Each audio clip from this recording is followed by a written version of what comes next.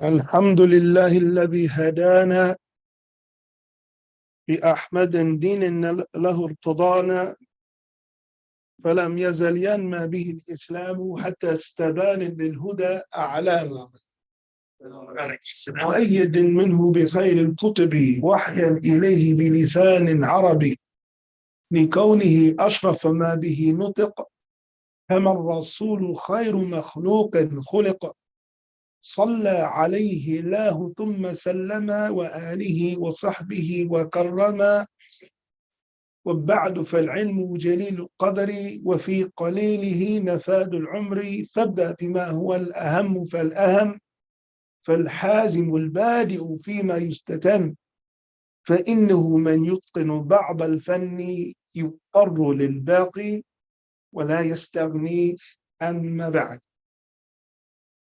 So this is class 12 of this portion. Alhamdulillah. This morning we finished Surah Al-Naba. Alhamdulillah Rabbil Alameen. Now, in some days the ayat were very short, and even the tafsir that the ulama presented was really short, but sometimes we took 2 ayat, 3 ayat, because it should be 40 days since it's an ayat a day, right? And we also missed some days. So we still got 40 ayat done in less than 40 days. Alhamdulillah Rabbil Alameen. So inshallah ta'ala tomorrow morning we'll be starting on An-Nazi'at. So during the morning, we're doing the tafsir from behind. And then in the evening, we're doing it from in front and like that. So we can cover as much as possible. We know that most of the surah, for those who didn't know, most of the surah of the Qur'an from behind are Makkiyah. So they deal with Aqidah. And most of the surah from the front are Madaniyah, so they deal with rulings and fiqh. So you're going to get your fiqh in even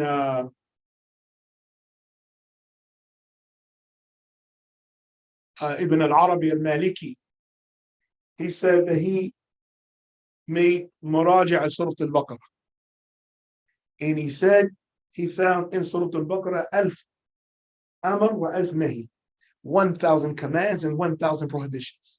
Now, just in Surah Al-Baqarah, he found 1,000 commands and 1,000 prohibitions.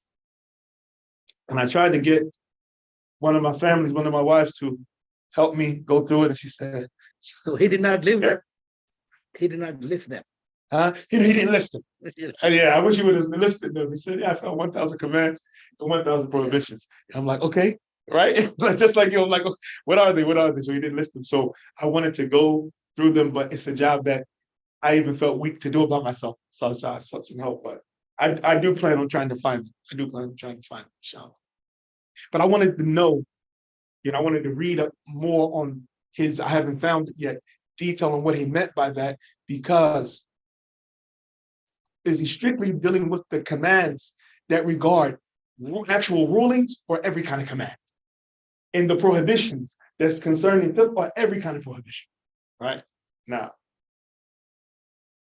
because the ulama say in summation, this shows how easy the religion really is. The Qur'an is 6,200 ayat, approximately. The ayat that deal with al-ahkam, fiqh, only 500. Only 500. Now, you have books, you have tafsir of ahkam only. Tafsir al-Qurtubi and other than tafsir, every madhab has a tafsir that they only explain those 500 ayat, talking about the salat, talking about the zakat, talking about wudu, talking about fasting. These are the only ayat that are being giving tafsir to. You have books of fiqh like that. And this is the best way to begin studies of fiqh. In my opinion, of course, in my opinion, somebody wants to get a foundation in fiqh, he studies the tafsir of ahkam and a book of hadith of ahkam. So you're going to take a book of fiqh, just dealing with those 500 ayat that deal with the 5 acts of ibadah, right? Or the 4, rather, not the 5, 4. Shahada, that's going to go in aqidah. The 5 acts of ibadah, the 4 acts of ibadah, the salah, the zakat, the sawm, and the hajj. So he just studies those, and then he goes into a book of hadith that just deals with that. This should be his foundation. Why? Because if after that he decides to study a madhab, now the ayat that are not going to be mentioned in the madhab, he has them now. They're in his hands. He knows only 500 ayat. And the hadith, there are many, but there's going to be basically a foundation of hadith with him. So now he has the text. So when he reads the book of fiqh, he knows where the imam is coming from at that point. He's talking about the ayah and Surah Tawbah. That's why he said that. Because without doing it, this is what sometimes makes studying the books of the scholars, I believe I mentioned this before, difficult. Why? Because the scholars in their books, they are explaining the Qur'an, even if they don't mention the ayah. They're talking about the Qur'an. Or they're talking about the hadith, even if they don't mention the hadith. So when the person is in the know of the Qur'an, in the hadith, when he hears the scholar speaks, his mind goes straight to an ayah in which the scholar is basically extracting what he's saying from. Like that, because our scholars, alhamdulillah rabbil alameen, they're not going to speak except they're basing off something that they got from Qur'an and Sunnah. You know, so when you read the books of the fuqaha, you might go 10, 20 pages and they've not seen ayah, not seen hadith or anything, but he's referring to that. Those books of fiqh is basically his summarization of what he extracted from those. So he wants to give you the zuhd, the summarization. This is it. This is what I arrived at. He's giving you the conclusion. He's giving you the conclusion. 500 that you said that I have. Yeah. About the Al-Ahkam, approximately. Yeah. So we have somewhere separate, we can find it, but this is the other one. Yeah. Yeah, they're whole, inshallah, I'll bring a list of Tafseer and Ahkam. I'll bring a list. And Tafseer, where the Tafseer is only explaining those verses. Yeah. I have a list of them. Out of I have a collection of them actually, and I have them in PDF also, so if anybody wants to have them in, I have them in PDF. Yeah. And I have one for every madhab. Too also. So in case you want to, dibble and dabble and say, okay, what did they say about the ayah? What did the Hanafi say? What did the Shafi say? What did the Hanbali say? What did the Maliki say? Like that. Yeah.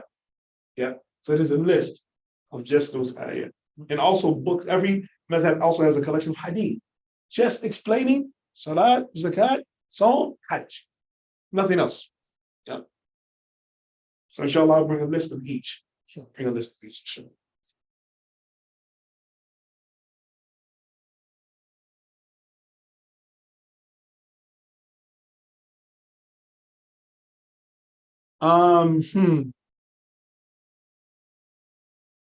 What's a good book for each fiqh and hadith? Inshallah, when I bring the list, I'll read them off and the authors, inshallah ta'ala, and also indicate some explanations of what may say. Okay. So we got to the ayah. SubhanAllah. So which one we're gonna be reading and learning today? Which one we're gonna be reading and learning? Today? Yeah. Today we're at the ayah where Allah Ta'ala said, الَّذِينَ يَنْقُضُونَ عَهْدَ اللَّهِ. Allah is now, like Allah described the muttaqeen, then we got to that the Qur'an is a guidance for the muttaqeen, and then he described them, الَّذِينَ يُؤْمِنُونَ بِالْغَيْبِ وَيُقِيمُونَ الصَّلَاةِ. So he said that the Qur'an is a guidance for the muttaqeen, and then he describes who the muttaqeen are. Now, Allah Ta'ala says he calls to go to straight the fasiqeen. Now he's going to describe who the fasiqeen is. That's the detail. That's what Tadabbur does. Eh? Surah Al-Baqarah now. Yeah, we're on page 5 with this ayah 29. Yeah. That's from ayah 29, 25 to 29. Now, we're on ayah 27. I think we finished. Let's reread the tafsir of 26 before going to 27, just in case we miss some. So we talked about the disbelievers, that Allah Ta'ala caused them to go astray with these analogies. لِإِعْرَاضِهِمْ عَنْ تَدَبُّرِهَا, because they turn away from pondering them, وَهُمْ كَثِيرٌ, and there are many. وَمِنْهُمْ من يهديهم بسبب اتعاذهم بها, and from mankind are those who Allah guides with these analogies because of them taking it as an admonishment. وهم كثير, and there are many. ولا يضل إلا من كان مستحقا للضلال, and Allah does not cause to go astray except the person who deserves to be led astray, وهم خارجون عن طاعته, And they are those who go out of his obedience, كالمنافقين, like the hypocrites. هؤلاء الذين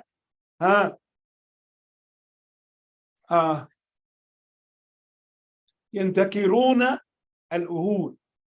عفوا عفوا ينتكرون العهود. Those who break their covenants, like the Jews. Now, لعهود الله. عفوا. So those who break the covenants of Allah. يتصفون بأنهم يقطعون. That they are described that they يقطعون. Did I skip? I feel like I jumped. Damn it. Nah, so I didn't see it. Yeah. I mean, you skipped the line. الذين ينقضون عهد الله. So you finish the tafsir with munafiqun. الذين ينقضون عهد الله من بعد ميثاقه. Those who break the covenant of Allah after it has been what? After it has been ratified.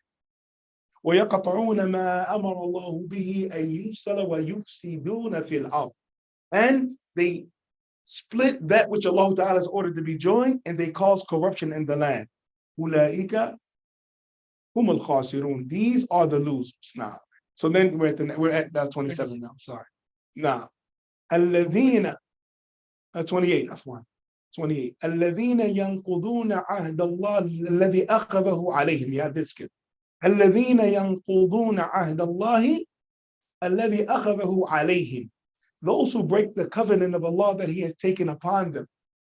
بعبادته وحده واتباع رسوله الذي أخبرت به الرسل قبله.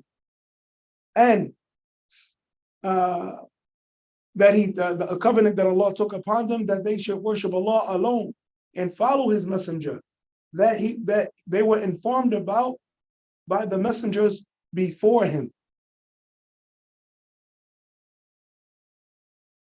هؤلاء الذين يتنكرون للعهود.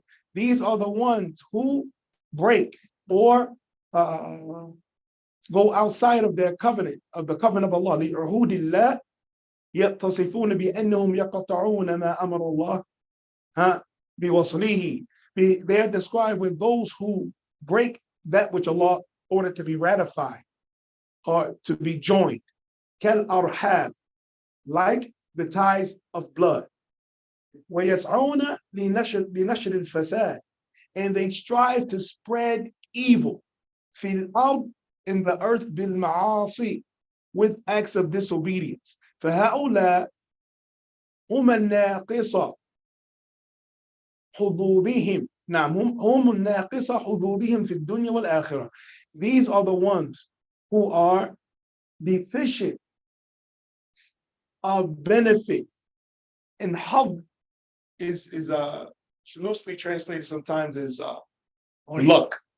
Portion. Portion. Portion. Portion. And it's translated sometimes as luck. أنت محظوظ. You're lucky. Means you're lucky. Or fortunate. Fortunate. Now. So ناقصون حظوظهم. So they have caused deficiency in their portion. I like that translation. Portion. Or their benefit. في الدنيا والآخرة, in this life and the next. And then when the next ayah, كيف تكفرون بالله وكنتم أمواتا فأحياكم ثم يميتكم ثم يحييكم ثم إليه ترجعون. إن أمركم أيها الكفار لعجب. Indeed, your affair, O you disbelievers, is amazing. كيف تكفرون بالله? How can you disbelieve in Allah? وأنتم تشهدون دلائل قدرته في أنفسكم, and you bear witness to the evidences of His ability within yourselves. فقد كنتم عدما لا شيء, because you used to be non-existent, nothing. فأنشأكم وأحياكم ثم يميتكم الموتة الثانية. So you were absent, non-existent, and then He brought you out and brought you to life. Then after that, it's going to cause you to die another time, the second time. ثم يحييكم, And then he's going to give you life again, al-hayat al-thaniya, the second life. So this shows the wisdom in Allah Ta'ala, like in this tafsir of this ayah. كيف تكفرون بالله وكنتم أموات. How can you disbelieve in Allah when you were dead? You were dead. You were non-existent. Allah said in Surah Al-Mulk, what? تبارك الذي بيده الملك وهو على كل شيء قدير الذي خلق الموت والحياة. Right? So he mentioned death before life. So Allah said, blessed be the one in whose hands is the dominion, and he has power over everything, the one who created death and life. So death came first. We were dead, and then Allah gave us life. SubhanAllah. SubhanAllah. Amazing. And then, like in Surah Al-Abasa also, قتل الإنسان ما أكفره. We went through this in everyday Arabic class. We went through these ayat. Allah said, cursed is man. ما أكفره. What has made him disbelieve? من أي شيء خلقه. From what did he create him? من نطفة خلقه فقدره. He created him from a sperm drop and then gave him an appointed time of gestation. ثم السبيل يسره. And then he made his path to come from the womb easy. Hard on the mother, easy on the child. Hard on the mother, easy on the child. And then from the eloquence of the Qur'an, like we discussed in everyday Arabic, Allah talked about the bringing a man to life and then his death. He didn't speak about what happened in between. Because what the beginning and the ending, that's for Allah subhanahu wa ta'ala. What happens in between, that's on us. SubhanAllah. Look at that, the balagha. This is balagha, the eloquence of the Quran. Said, قُتِلَ الْإِنسَانُ مَا أَكْفَرَ. First is man, what has made him disbelieve? أَيِّ شَيْءٍ خَلَقَ. From what thing did he create? مِن نُطْفَةٍ خَلَقَهُ فَقَدَّرَ. He created from a sperm clot, and then he gave him a decree for him, a period of gestation. ثُمَّ السَّبِيلَ يَسَّرَ. Then he made this path to come out of the womb easy. Then Allah subhanahu wa ta'ala jumped straight to ثُمَّ أَمَاتَهُ فَأَقَبَرَ. And then he caused him to die and put him in his grave. From birth to death, he didn't mention what happened in between. Because birth and death, that's in his hands, subhanahu wa ta'ala. What's in between is on us. So then he answered why he didn't mention that. He said, ثُمَّ أَمَاتَهُ فَأَقْبَرَ ثُمَّ إِذَا شَاءَ أَنْشَرَهُ. And then whenever he wills, he's going to bring him back. لَا يَقَضِ مَا أَمَرَهُ. By no means did he do what he was commanded. So Allah didn't mention in between, because that's on us. But the sabila, what he mentioned, could also mean the path of this life, no? Huh? The sabil, could that also mean the path of this life? Allahu a'lam. Nobody has said that in the. No. It is not explained by the previous. It was explained as that the coming from the womb of the mother. Now. So here it is. He comes out of the womb. No difficulty upon him. Imagine if the baby had the crawler, had to strive to get that. Allah calls the woman to dilate. And even if the woman, like we mentioned in everyday Arabic, even if she doesn't dilate, they do a C-section, either he's coming out. He's coming out, right? The mother's going through everything. The child is fine. Then he has the audacity to cry. The mother's the one who needs to be crying. He goes out crying. SubhanAllah. So Allah Ta'ala said, ثُمَّ أَمَاتَهُ فَأَقْبَرَهُ. Then he causes him to die and puts him in his grave. ثُمَّ إِذَا شَاءَ أَنْشَرَهُ. And then whenever he wills, he brings him back to life. كَلَّا مَا يَقَضِ مَا أَمَرَهُ. By no means did he do what he was commanded. Didn't do what Allah commanded. And that space between life and death, most of mankind didn't do what Allah Ta'ala commanded. Then Allah Ta'ala يَتَفَضَّل. Then Allah Ta'ala shows his virtue over man by telling him, فَلْيَنْظُرِ الْإِنسَانُ إِلَى طَعَامِهِ. So let man look at his food, that he did nothing to produce the seeds. He did nothing to produce the types of animals. He has no hand in anything that was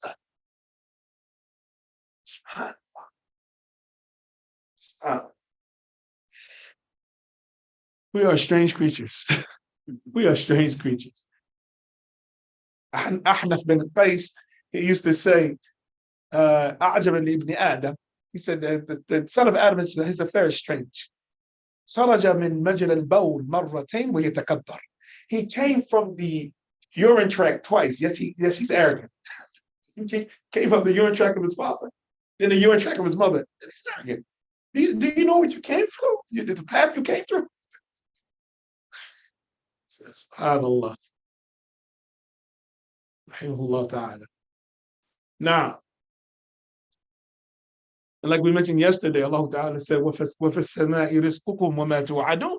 And in the heavens is your provisions and that which you've been promised. وَفِي أَنفُسِكُمْ. And in your own selves. أَفَلَا تُبْصِرُونَ. Do you not see? And here it is again. So then he gives them the second line. ثُمَّ يُرْجِعُكُمْ إِلَيْهِ لِحِسَابِكُمْ عَلَى مَا قَدَّمْتُمْ. And then he will return you to him to bring you to reckoning based on what you sent forward. Now, the next ayah. This is a very important ayah in fiqh too.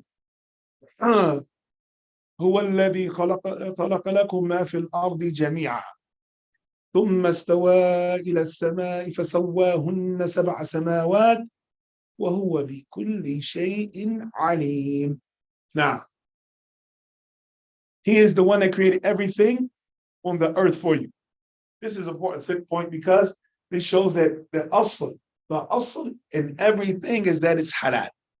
The origin of everything is that it's halal, except with a text to make it haram. Everything's halal, statements, actions. I'm talking about the affairs of the dunya, not ibadah. The asl in anything, any ibadah, is that it's haram until you got proof that you can do it. Everything concerning the dunya is halal until somebody has proof that you cannot do it.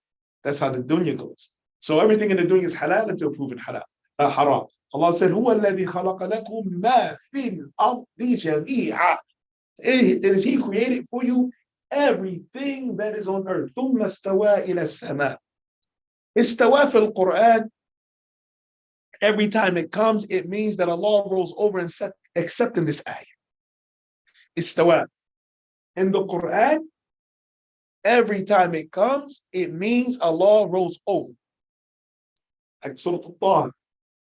Ar-Rahmanu ala al-Arsh istawa. The most merciful rolls over the throne. Except in this ayah. And you will know in every other ayah it says ala. Right? Which means ulu, to be above and raised. In this ayah, Allah says, ثُمَّ اسْتَوَى إِلَى, not ala, إِلَى. So here it means فَقَصَدَ. So Allah Ta'ala determined to what? To create the heavens. فَسَوَّاهُنَّ 7 سَمَاوَاتٍ. So He made them 7 firmaments. وَهُوَ بِكُلِّ شَيْءٍ عَلِيمٌ. So istawa, this ayah does not mean raise over. It means that Allah Ta'ala, this is when He Directed himself. Huh? Directed himself. Exactly right now. إلى السماء وسواهن 7 سماوات. Or not, we want to say directed himself, but He, this is when He decided that that's what He's going to do. He's going to make, this is when He took the decision, He's going to make the heaven 7 firmaments. This is when He decided to do that. إلى السماء قصد إلى السماء فسواهن 7 سماوات. وهو بكل شيء عليم.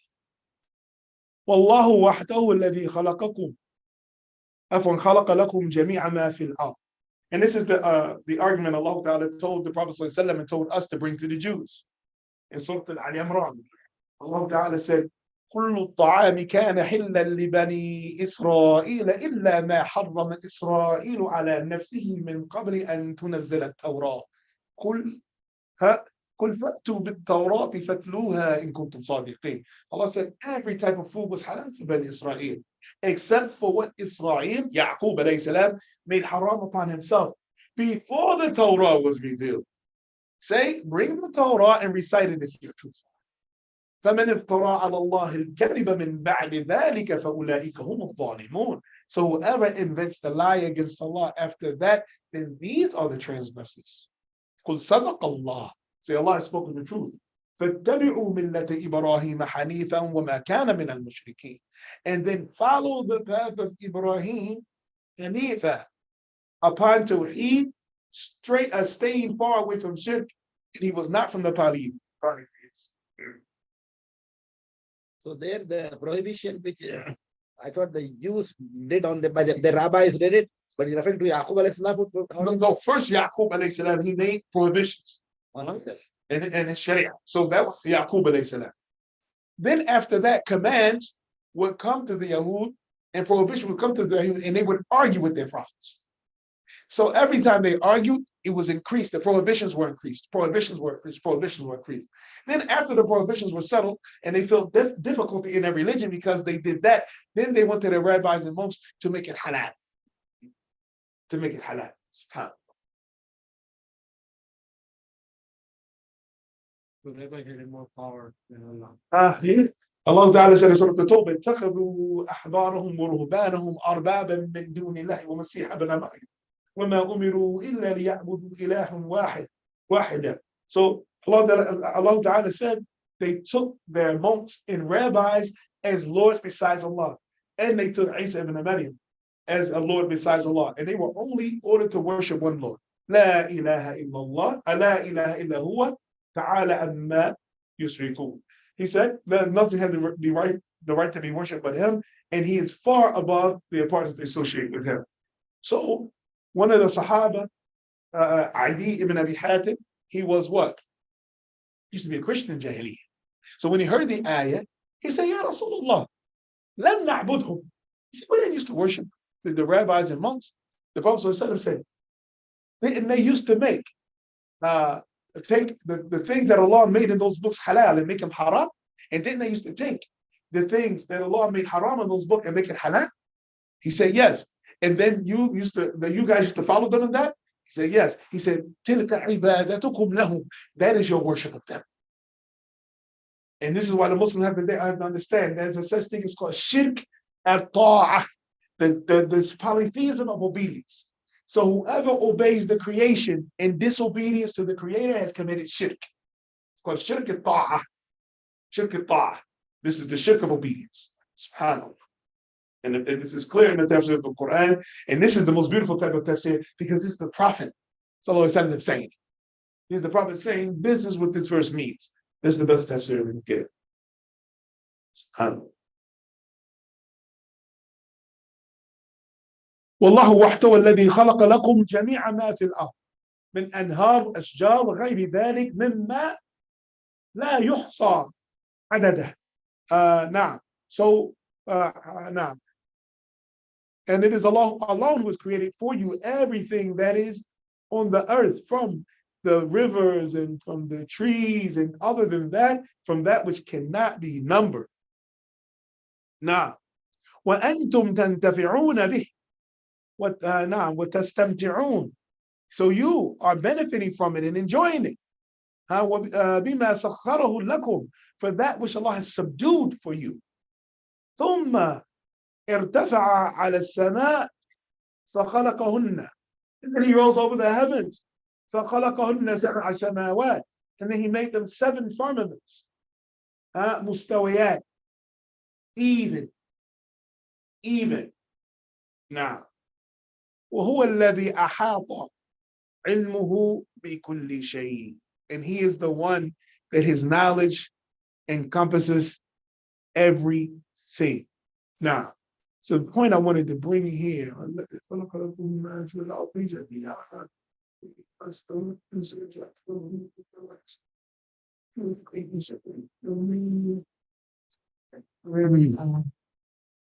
he's the one that created.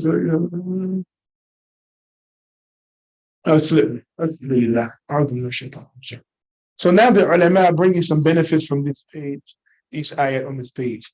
من فوائد الآيات من كمال النعيم في الجنة أن ملذتها لا يقدرها بالكاف، أي نوع من التنغيص. So from the perfection and the completion of the bliss of Jannah, that its enjoyments are not spoiled with any type of spoiling. وَلَا يُخَالِطُهَا أَيُّ أَذَى, nor is it mixed with any type of harm. Next benefit. الأمثال التي يضربها الله Allah Ta'ala, لا ينتفع بها إلا المؤمنون. The analogies and examples that Allah Ta'ala and parables that Allah Ta'ala strikes, none benefits from them except for the believers. لأنهم هم الذين يريدون الهداية بالصدق, because they are the ones who truly want guidance. ويطلبونها بحق, and they truly seek it. This is also an important benefit, that guidance and truth has to be sought sincerely and truthfully. And the level of the truthfulness and sincerity of the seeker is going to affect the level of the clarity of the verses in the ahadith. So when a person looks, if he has any corruption in his truthfulness or in his sincerity when looking in Qur'an, when looking in Sunnah, when seeking the truth, it's going to be to that level, it will be made clear. And that level will be left obscured for the individual when he's seeking the truth. Yeah.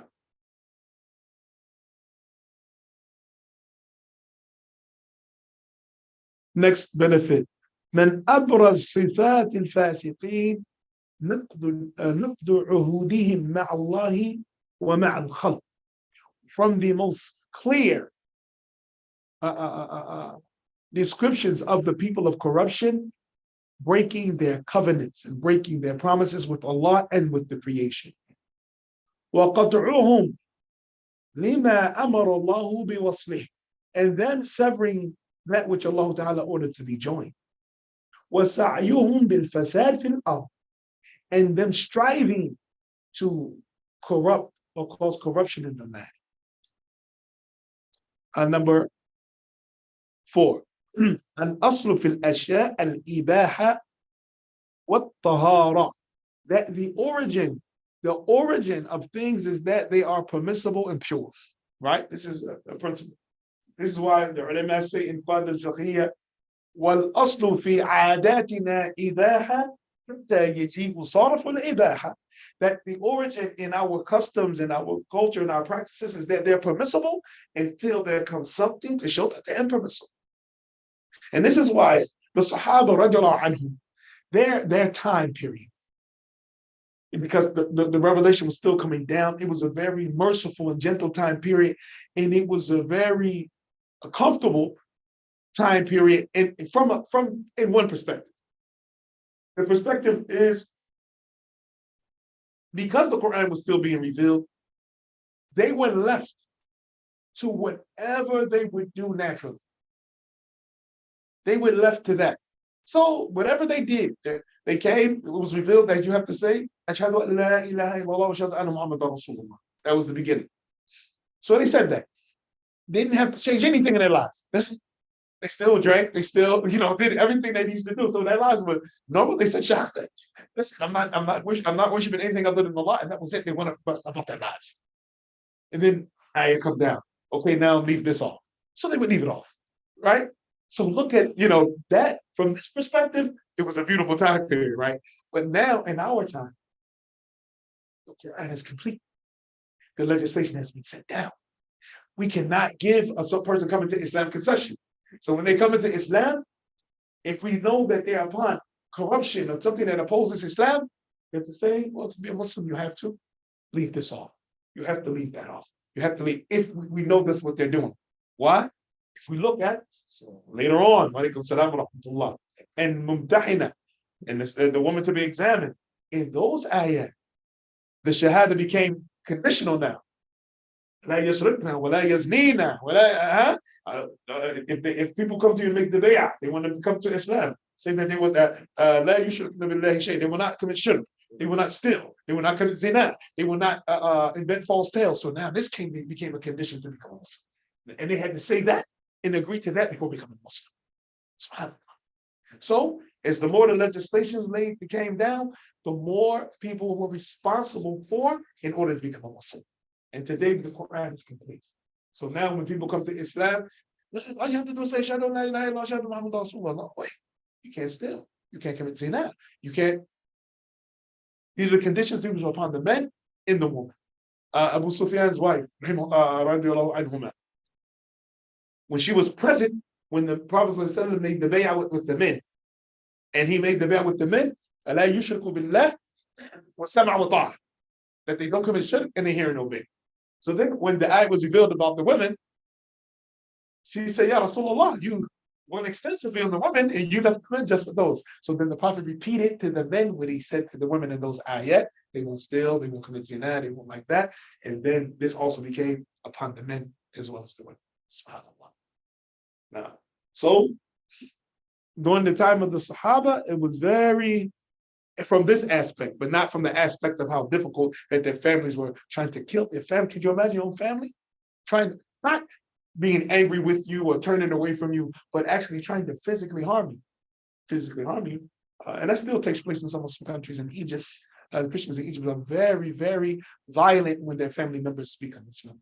You know, there was a brother who accepted Islam, and he hid out in my father-in-law's house in Misr for some time because his family put out a 100,000 Egyptian pound bounty on his head if anybody could bring him back dead or alive for accepting Islam.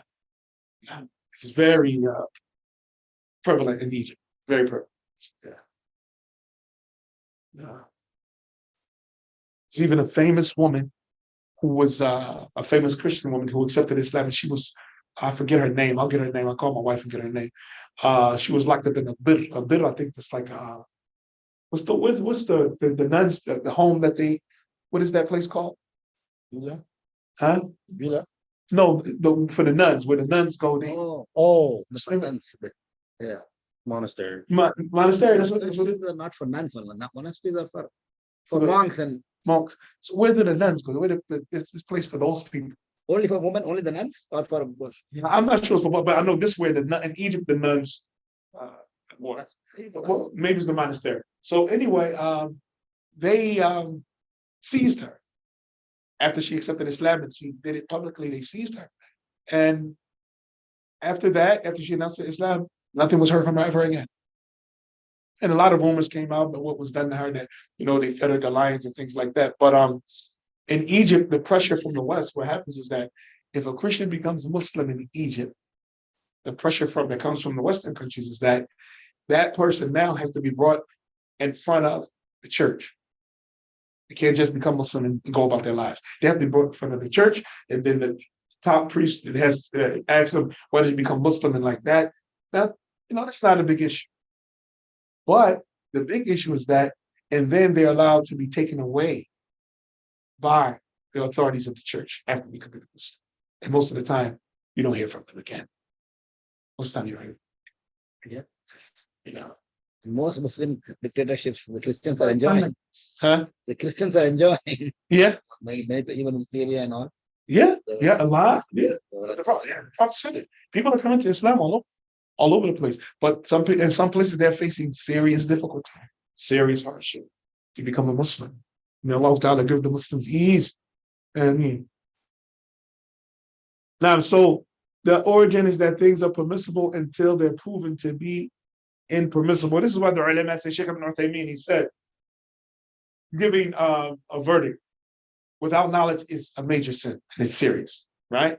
He said, but the one who gives the verdict making something haram is worse than the one who doesn't, saying it's halal. Because at least the one who says it's halal, that's the origin. Anything in the dunya you can do is halal until somebody brings you proof that it's haram. But to say it's haram without proof is to put restrictions, and you have no evidence for this restriction. So it's worse. It's worse. No.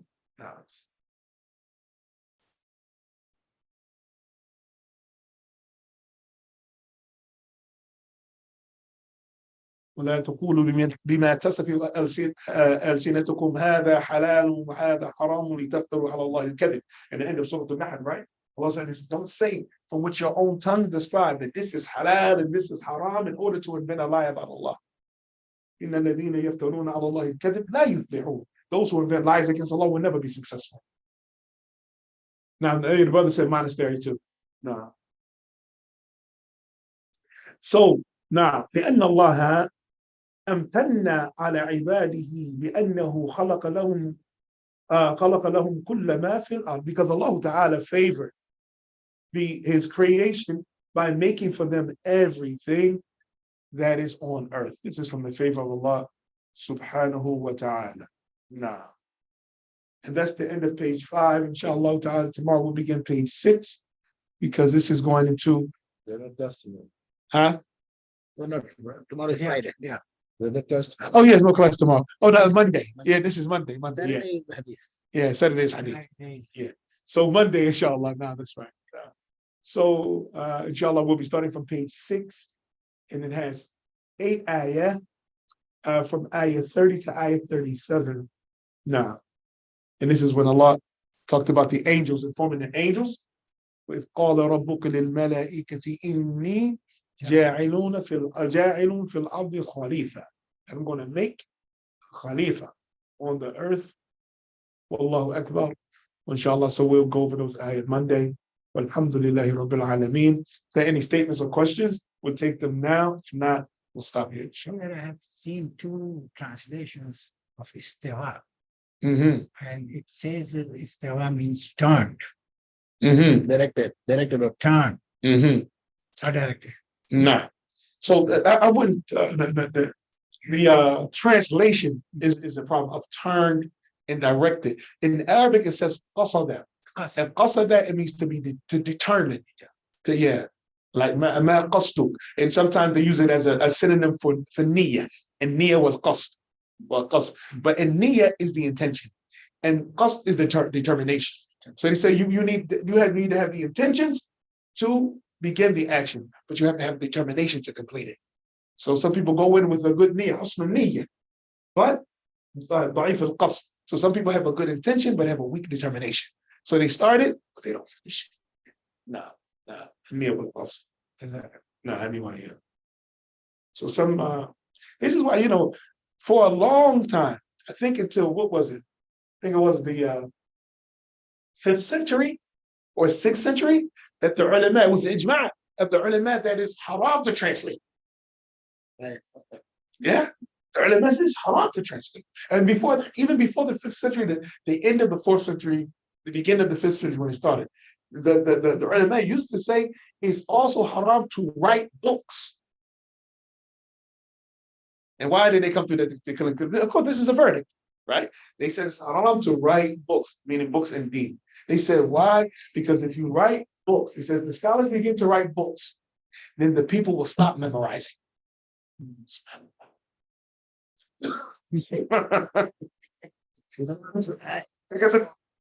Haram to drink coffee? Coffee? Yeah. Why do you say that? I hear that. They said from Texas. Oh, somebody says, why? What's haram about coffee? They say they used to. And It then used to be haram. it has to do with text. No, it used to be. It used Yeah. to be Now because right it's now. elective. Oh, elective. Oh, yeah, probably because what they thought it involved. They probably thought it involved intoxicants because of the caffeine and like What is that. that famous guy Because from of the Texas? addictiveness. Yes. Huh? Because of the Addictiveness. addiction. Because of the it has the addiction. Yeah. Uh-huh. Somewhat of addiction. Especially in Saudi. Right. Yeah. But you cannot say haram. See, He is also addicted. we don't know about it used to be haram. I don't know if he's speaking about when it used to be haram or when he's talking about what happened during the Crusades, because it was a big part of the Muslim, especially the Arab economy was coming out of Yemen, Somalia, in this area. And so the propaganda of the Crusaders, the Christians, was that it had magic in it. And this, in order to what? For the people to stop purchasing from the Muslims, in order to weaken the Muslims' economy because they were fighting the Muslims. So I don't know if he's talking, is he getting those two issues mixed up? Yeah, Even yeah. also, I heard that when the first Quran was translated in India, Mhm. in English language, something like that. So there was a lot of fatwas against that. Yeah. Okay. Yeah, a lot of fatwa. Subhanallah. Not trying to flatter you, brothers, but the first translation to English of everything was done in India. Qur'an, Hadith, everything was there.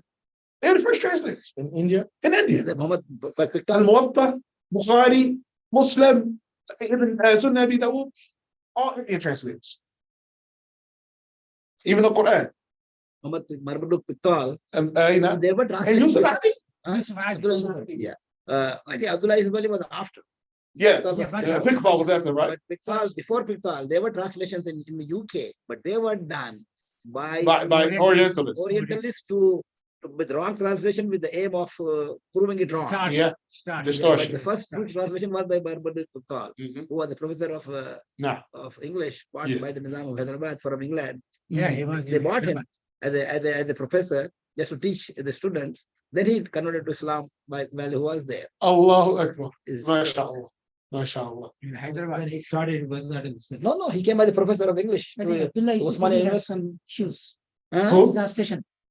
No, his translation is good. His issues are in his footnotes. Yeah. His translation is honestly without the tafsir, because the Noble Qur'an, that's tafsir. That's actually tafsir. Mhm. That translation is a translation of tafsir. And that's the best thing. But the closest, like word for word translation is excellent, is the Yusuf Ali translation, but his problem is in his footnotes.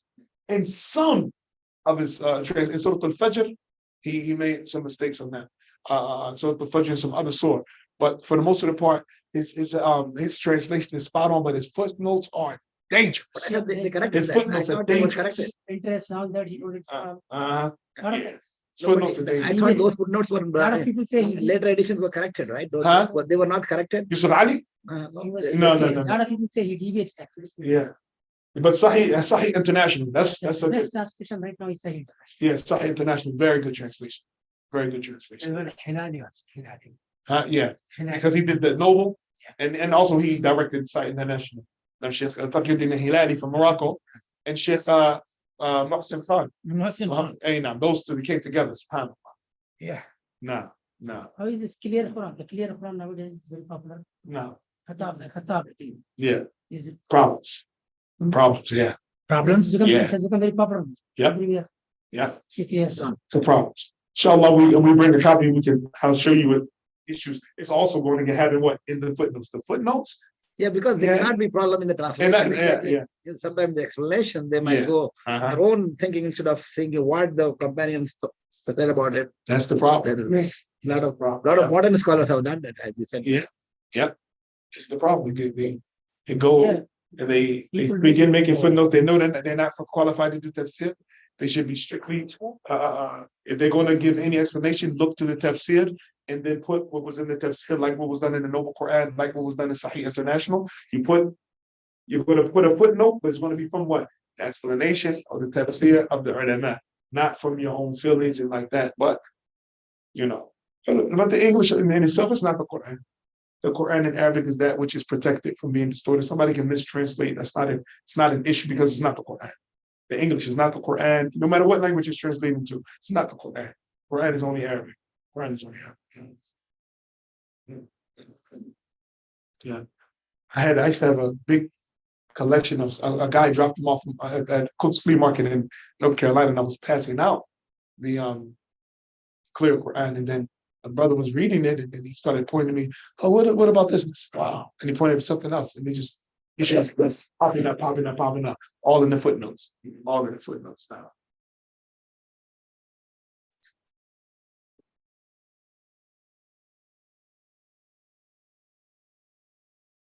To give to the non-Muslims, clear Quran is okay. No, I wouldn't give it that because of the corruption that's in the footnotes. Give them the Sahih International. Give them the They Noble. have in the book form translation. Yes, Sahih International is translated. Sahih International is available. Yeah. Saudi Arabia Gives it out free. You can go. You can order from the Saudi embassy. They'll send boxes. They'll send boxes. They ask them how many you need. They'll send boxes and boxes. Yes. Yeah, they will. Sometimes they give free to Hajis also. Yeah. Well. Okay. The question is, translation is needed, or the statement translation is needed for dawah and the message of Islam reaching the people. If we look at the way Islam spread before us, before the generation of translation, and the strength that it spread it with before translation, and we look at the way it's spread now, and the weakness in the way it's spreading, then we would say that no, translation is not needed for doubt. Translation is not needed because Islam spread in such a beautiful manner By the actions, right? By the actions. By the actions of the Muslims. Look at it. The whole, before translation, the whole of Indonesia became Muslim. So India, Muslim. Pakistan, Muslim. All of these had became Muslim before translation. Before translation. We look at the scholars of the past who were non-Arab, who learned the Arabic language. You know, translation become a crutch. But in the past, the non-Arab Muslims, they were quick to learn the Arabic language and learn and know what the meaning of the Qur'an was. So translation has really made our ummah weak. And learning, and we use translation as a crutch instead of actually learning the words of Allah subhanahu wa ta'ala, what they mean in the Arabic language. So no, we have too much proof of our history that that Islam spread in a stronger manner before translation to say it's needed for dawah. No. But implementing the Quran and living according to it is what's needed for dawah. So people will ask, oh, what is this you guys believe in like that? Yeah. No. We'll stop here inshallah. هذا وصلى الله وسلم وبارك على نبينا محمد وعلى آله وصحبه وسلم. السلام عليكم ورحمة الله وبركاته.